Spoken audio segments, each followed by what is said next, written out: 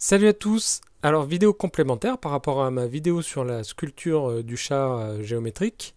Ici je vais vous expliquer comment j'ai designé la sculpture pour que vous puissiez reproduire ça chez vous avec l'animal de votre choix. Alors il faut savoir déjà que c'est un type de design qu'on retrouve beaucoup sur Pinterest, j'ai rien inventé. Et c'est vrai que j'aurais pu me contenter de reprendre un design de Pinterest, de le recopier tel quel et de le reproduire en métal. Seulement, je trouvais pas ça très intéressant. Je préférais faire ma propre sculpture avec un animal que j'aimais bien. D'ailleurs, j'ai pas trouvé de sculpture de chat sur Pinterest. Bon, j'ai pas forcément énormément cherché, mais j'en ai pas trouvé. Du coup, ben voilà, je me suis dit, je vais faire un chat et je vais le faire moi-même. Donc ici, dans cette vidéo, je vais vous montrer comment j'ai fait. Donc on se retrouve sous Photoshop. Ici c'est l'image de mon chat que j'ai sélectionné. Donc j'en avais récupéré d'autres sur internet. Donc j'ai pris des images noir et blanc, mais c'est parce que c'est celle qui me parlait le plus. Mais ça peut tout à fait être des photos, des vraies photos, hein. Donc on se met dans Photoshop ou un logiciel de montage photo, peu importe, ou peut-être Paint, ça peut marcher aussi. Enfin, essayez de vous débrouiller avec ce que vous avez, mais moi je l'ai fait avec Photoshop. Donc on a notre chat. Ici, on va créer un nouveau calque et avec cet outil, l'outil ligne, on va commencer par faire le contour de notre chat. Alors, le but étant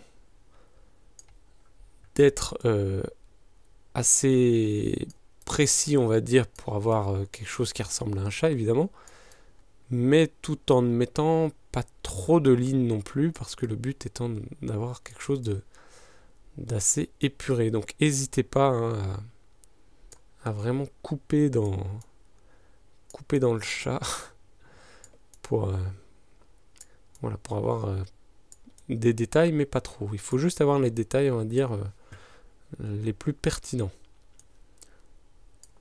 Allez, je fais la queue rapidement.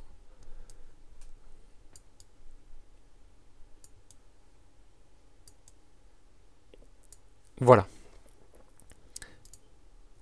Donc on a quelque chose qui ressemble à un chat, donc le dos est pas vraiment... Voilà, là par exemple, pour le dos, je pense que j'aurais pu faire quelque chose d'un peu mieux. Donc là, vous prenez votre gomme, vous effacez, vous recréez un calque, enfin ça vous vous débrouillez, vous faites un peu comme vous voulez, mais une fois que vous avez la silhouette qui vous convient, il n'y a plus qu'à la remplir, on va dire. Donc là, bon, rapidement, hein,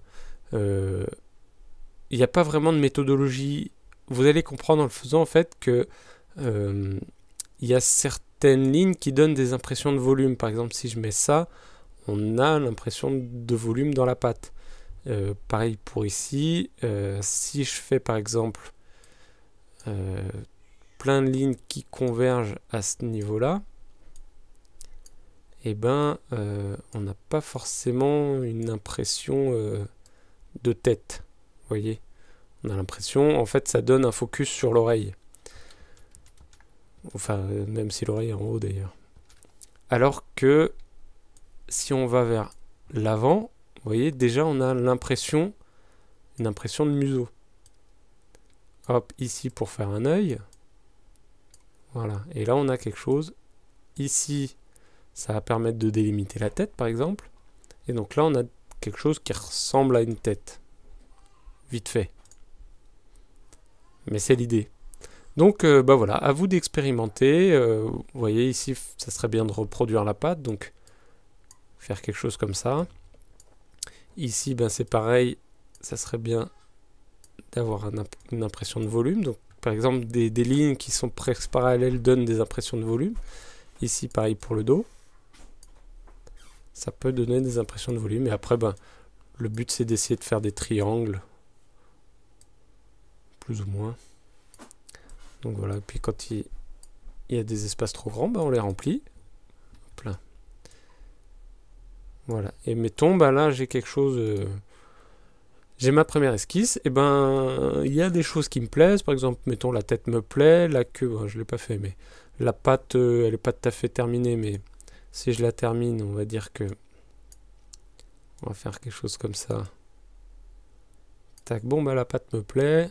la tête me plaît, mais le corps me plaît pas. Bon, on refait un nouveau calque et puis on recommence. Et donc, c'est ce que j'ai fait. Je vais juste vous montrer parce que je trouve ça intéressant. toutes les étapes que j'ai fait. Donc ça, c'était mon premier chat. Ensuite, j'ai fait celui-ci, donc qui modifie un petit peu là et surtout la queue. Une fois que j'ai fait ça, j'ai sorti un chat qui me convenait, le corps d'un chat qui me convenait vraiment. Voilà, de ça, j'ai fait ça. Et ensuite, j'ai essayé des têtes. Donc ici, c'était une tête, vous voyez, il y a bien un œil, le museau, mais je trouvais qu'il avait trop une tête de chien, puis ça n'allait pas. Donc ça, c'est la même, de nouveau. Ensuite, j'ai essayé cette tête-là, qui me plaisait pas trop mal déjà, qui était un peu mieux. Et ensuite, j'ai fait celle-ci, mais là, je trouvais qu'il manquait quelque chose, et il manquait une oreille. Voilà. Et donc, je suis arrivé à ça. Ensuite, eh ben, on sort son image en PNG ou en JPEG, hein, peu importe. Et ensuite, dans Acrobat Reader, Adobe, eh ben, je l'ouvre dans Adobe. Et puis, parce que lui me permet de sortir, d'imprimer en affiche, enfin, c'est ce qu'ils appellent affiche, mais en grand format. Vous voyez, chaque carré ici est une feuille A4. Donc, ce qui me permet d'avoir une taille réelle.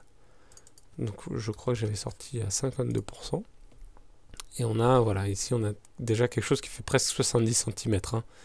Donc une fois que vous êtes là, vous n'avez plus qu'à imprimer. Et puis ensuite, c'est un peu de découpage et du collage pour avoir notre croquis taille réelle. Voilà, j'espère que cette vidéo vous a plu. Moi je vous dis à bientôt et d'ici là, bricolez bien. Ciao!